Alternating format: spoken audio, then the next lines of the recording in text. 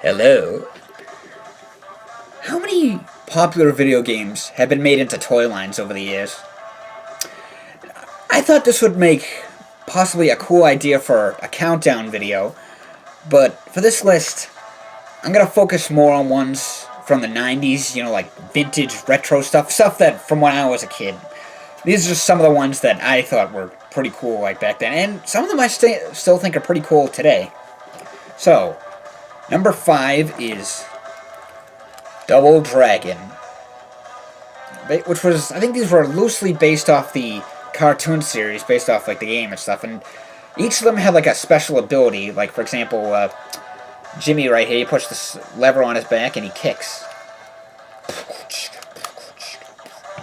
And Billy does like a punch.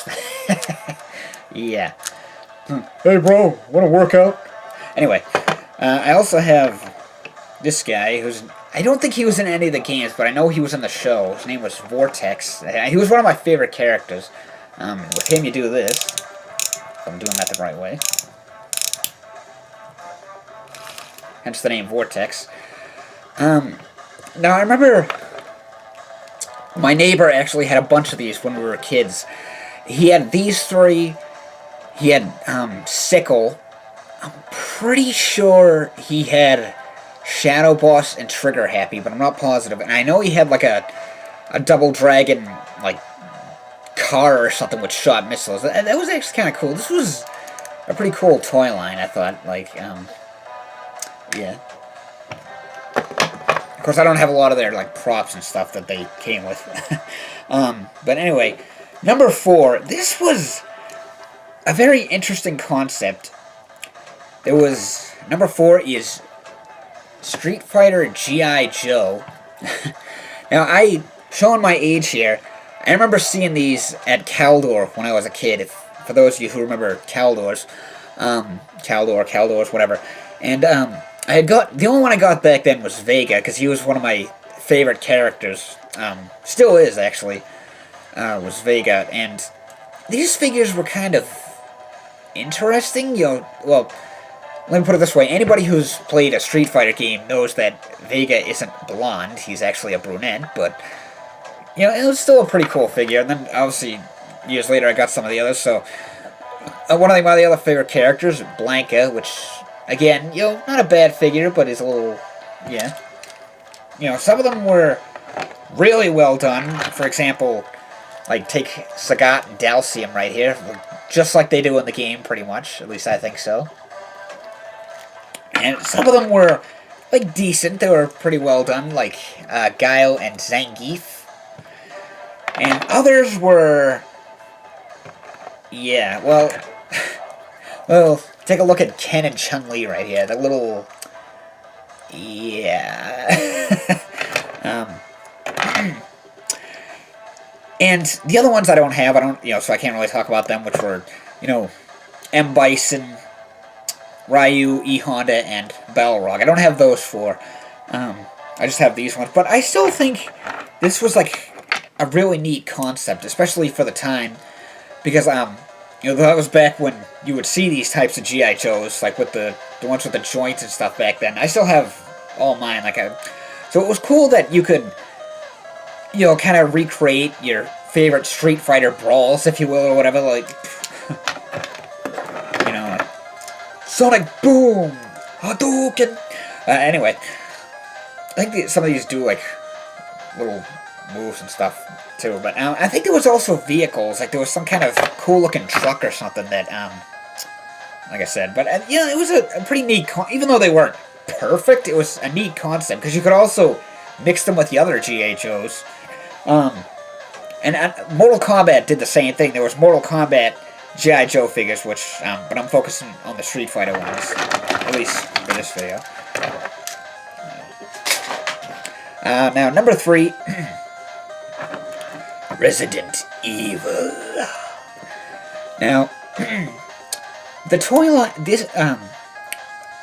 talking about the first game, the toys from the first game, because these were cool. They always came with like two. It was a 2-pack basically. So it was the Hunter who came with the Gremlin. Chris came with the dog.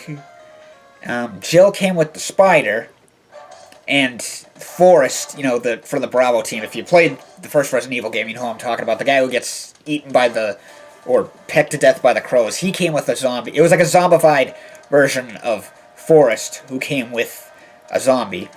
And I had all those. And then from the second game, there was Leon, who came with the liquor, and Claire, who came with the zombie. I think there was a couple others, I'm not sure, but I had all of these. Unfortunately, over the years, I kind of got rid of them and stuff. But I still have Leon and Claire and the Hunter. The Hunter, I was never getting rid of him, because these were, these probably weren't necessarily meant to be for kids, but whatever. Because these were very detailed and graphic. Like, look, I don't know how well you can see it, but the Hunter has, like, blood on his teeth, and then he's got flesh and an eyeball in his claws. It's just so awesome. That's why, another reason I was like, I'm never getting rid of this figure. And they each did, like, something kind of little, like, switches and stuff. Not all of them, but some of them did. Like, for the dog, you'd push a button and it would explode. And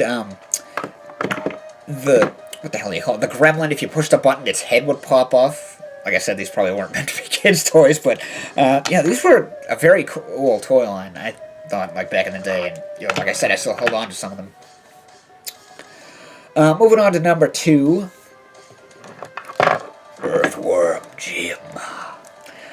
Now these, I love Earthworm Jim. Was one of my favorite video game IPs of the '90s. He's one of those that kind of faded out into obscurity, and each of them came with like a little figure. This is the battle-damaged Earthworm Jim, who came with battle-damaged Snot. That was like his faithful little companion, which I think he debuted in the second game. And then I have Princess What's-Her-Face, that's literally her name, Princess What's-Her-Face, who came with this little bug guy.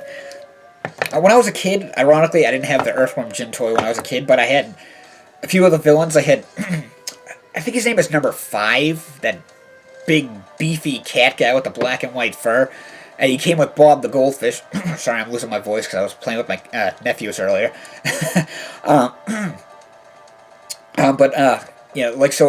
We'll just say that was his name, number 5 or whatever, number 11, I forget. But it was like you'd put Bob the Goldfish in his hand and you push this button and he'd throw him. And I also had Hench Rat, who came with, what was his face? Evil the Cat. And then I had, what was this?